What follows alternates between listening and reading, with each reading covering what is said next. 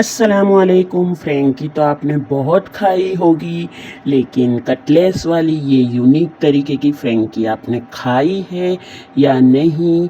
तो ये देख लीजिए, बहुत मज़ेदार, बहुत टेस्टी। 2 आलूओं में ढेर सारी फ्रेंकी बन के तैयार हो जाएगी। तो इसको बड़े मज़ेदार और बहुत टेस्टी है। चलिए इसको बनाना शुरू करते हैं। इसके लिए मैंने ले लिया है आधा किलो मैदा। उसके अंदर हम डालेंगे अजवाइन 1/4 चम्मच। अजवाइन बिल्कुल ऑप्शनल है, ये आप डालना चाहो तो डालो वरना नहीं, स्किप भी कर सकते हो, लेकिन इससे टेस्ट बहुत मज़े का आता है। नमक 1 चम्मच डालेंगे। ऑयल 3 चम्मच डालेंगे भरकर, टेबल स्पून मतलब में। और उसको अच्छे से बिल्कुल मसाज करके, बिल्कुल अच्छे से आटे को बहुत अच्छे से ऑयल वाला कर लेंगे, मोइन अच्छे से दे देंगे। इसके बाद हम पानी डालकर थोड़ा थोड़ा आटा गूंदेंगे, जैसे हम रोटी के लिए गूंदते हैं। इसको आटा गूंदने के बाद कम से कम आधा घंटे का तो रेस्ट देना है, क्योंकि आटे में ढलाई बहुत ज़रूरी है। इसलिए हम थोड़ी देर इसको आधा घंटे का कम से कम रेस्ट देंगे, जब भी हमारी रोटियां बहुत अच्छी बनेगी। तो इससे हम बनाने वाले हैं मैदे की रोटियां। तो मैदे की रोटियां, ये जो आप फ्रिज में रखकर कम से कम 3 महीने तक तो बिल्कुल यूज़ कर सकते हो, ज़्यादा से ज़्यादा 4-5 महीने तक भी, लेकिन फ्रीज़र में रख के, फ्रीज़ में नहीं। और इसको फ्रीज़र में रखने का तरीका ये है कि जब हम रोटियों को कच्ची पक्की सेक लेंगे तो उसके बाद रोटी बिल्कुल ठंडी हो जाएगी, तो एक रोटी उसके ऊपर एक प्लास्टिक का टुकड़ा, दूसरी रोटी दूसरा प्लास्टिक का टुकड़ा, इसी तरह रखते जाके फ्रीज़ कर लेंगे। हमने आटे को रेस्ट पे लगा दिया है। अब हम आलूओं को ग्रेट करेंगे, जिससे आलू के चंक्स नहीं रहेंगे। तो ये मैंने 2-3 रेसिपी शूट करनी है, इसलिए आलू ज़्यादा बॉईल कर लिए थे। अब आलूओं को ग्रेट करने के बाद आधा घंटे बाद मैंने ये आटे को ले लिया है, जो हमने गूंथ के रखा था। 15 मिनट तक अच्छे से इसकी मसाज करेंगे। उसके बाद हम आटा तैयार हो जाएगा। तो मैंने आधे आटे की और रेसिपी शूट करनी थी, तो आधा आटा निकाल लिया है और आधे आटे की मैं रोटियां तैयार कर लूँगी। तो ये जो रोटियां बनेगी, इसको आप फ्रीज करके कम से कम 3 महीने तो यूज़ कर ही सकते हो। झटपट बन जाएगी। मैदे की रोटी है, अगर आप रमज़ान के लिए बनाना चाहते हो तो इसको फ्रीज़ करके ज़रूर रख दो। सहरी में खाली आपको रोटी फ्राई करने की रहेगी। हाँ, अगर नीचे फ्रीज़ में रखना है तो आप 8 दिन तक तो आराम से यूज़ कर सकते हो। और इसमें प्लास्टिक बिछाने की भी कोई ज़रूरत नहीं है, एक डब्बे में भरें और रख दें।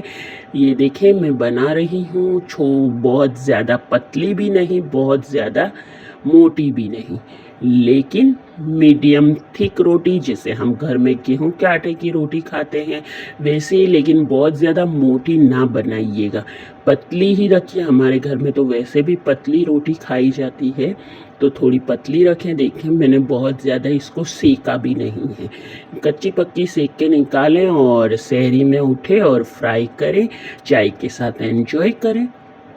और अगर आप चाहो तो इसको रोटी चिकन की सब्ज़ी के साथ भी खा सकते हो और सब्जियों के साथ भी खा सकते हो। मैदे की रोटी तो वैसे भी बड़े मज़े की लगती है, और इसमें मैंने अजवाइन ऐड कर दी है, जिससे ये आपको गैस भी नहीं करेगी।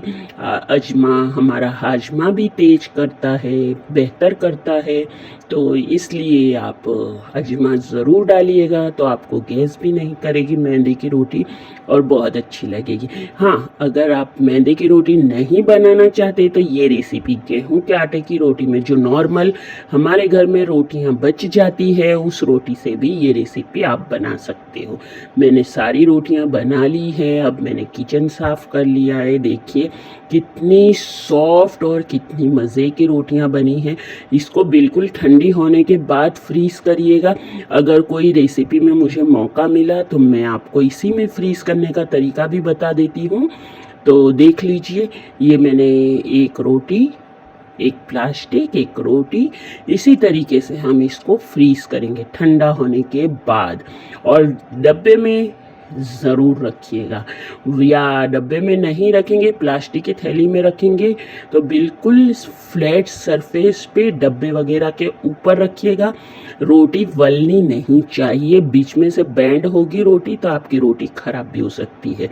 तो मैंने ये ले ली है प्याज, बड़ी साइज की एक प्याज ली है। ये है ग्रीन चिली शेजवान, तो मैंने डाल दिए। ये रेड शेजवान है, मैंने दोनों शेजवान ही डाली है, ग्रीन शेजवान भी रेड शेजवान भी। होममेड है, मेरी अपनी बनी हुई है। और ये है आलू, मैंने 2 आलू करीब लिए थे। उसको ग्रेट करने के बाद 1 कप समझ लीजिए, और उसमें थोड़ा पानी डाल के हम इसको मैश करेंगे। मेरी शेजवान चटनी में सारे मसाले पड़े हुए हैं इसलिए एक्स्ट्रा नहीं डाल रही हूँ। अगर आपकी शेजवान चटनी नहीं है, ये ग्रेट किया हुआ चीज़ है। शेजवान चटनी में मसाले नहीं हैं तो आप भुना हुआ ज़ीरा और हल्का सा नींबू, ये है टोमेटो केचप, ये भी होममेड है, हल्की सी लाल मिर्च और नमक भी डाल सकते हो। मेरे सारे फ्लेवर, क्योंकि मेरे अपनी बनी हुई चटनियाँ हैं तो सारे फ्लेवर बराबर थे तो मैंने और कुछ नहीं डाला है। ये चाट मसाला है, इसको ज़्यादा चटपटा बनाने के लिए आप नींबू भी ऐड कर सकते हो। अगर आपकी शेजवान में नहीं है तो थोड़ा सा विनेगर भी डालें आप इसके अंदर 2 चम्मच। तो नींबू स्किप करके विनेगर डालें, विनेगर है तो विनेगर ज़्यादा अच्छा लगता है। अब चलिए बनाते हैं इसके लिए हम मायोनीज़। मायोनीज़ बनाने के लिए हमें चाहिए 1 अंडा, 6 जवे लहसुन के, आधी चम्मच काली मिर्ची, आधी चम्मच नमक, आधी चम्मच शक्कर, लेकिन शक्कर को बिल्कुल स्किप भी कर सकते हो। लेमन का छिलटा घसे, पीला वाला घसिएगा, वाइट वाला अंदर नहीं जाए पार्ट, वरना कड़वा मायोनीज़ हो जाएगा। आधा नींबू का रस और ऑयल डालकर पीसें इसको। जैसे जैसे ऑयल डालते जाएंगे आपका मायोनीज़ की थिकनेस बढ़ती जाएगी। तो आपको जितना थिक मायोनीज़ चाहिए उतना ऑयल डालते जाएं और मायोनीज़ को पीसते जाएं। नमक अगर कम लगे तो थोड़ा और ऐड कर दीजिएगा। फ्लेवर अपने हिसाब से एडजस्ट कीजिएगा। विनेगर है अगर आपके पास तो विनेगर ज़रूर डालिएगा, जिससे इसकी सेल्फ लाइफ बढ़ेगी। मायोनीज़ तैयार हो चुका है। ये फ्रीज़ में रखने के बाद और भी ठीक होगा। इसको फ्रीज में रखकर आप 10 दिन तक आराम से यूज़ कर सकते हो। ये मायोनीज़ तैयार हो चुका था। अब हम रेसिपी बनाने जा रहे हैं फ्रैंकी। ये फ्रैंकी शायद आपने कभी नहीं खाई होगी, बहुत मज़े की लगती है। ऐसी आप ज़रूर बनाइएगा। ये मसाला है और मायोनीज़ और टोमेटो केचप मिक्स करके लगा दिया है। ऑनियन है, कोबिज है, इसकी जगह पे आप और सलाद भी रख सकते हो। ये चीज़ डाल दी है मैंने, थोड़ी सी ग्रेट की हुई। मैंने बिल्कुल बारीक चीज़ को ग्रेट कर लिया था। अब मैंने ये देखिए फटाफट रोल बना के मैं कच्चे तैयार करके रख दूंगी, और जब खाने वाले आएंगे तो उनको मैं बना के देती जाऊंगी। अब ये एक और तरीका रोल बनाने का इजी है, झटपट है।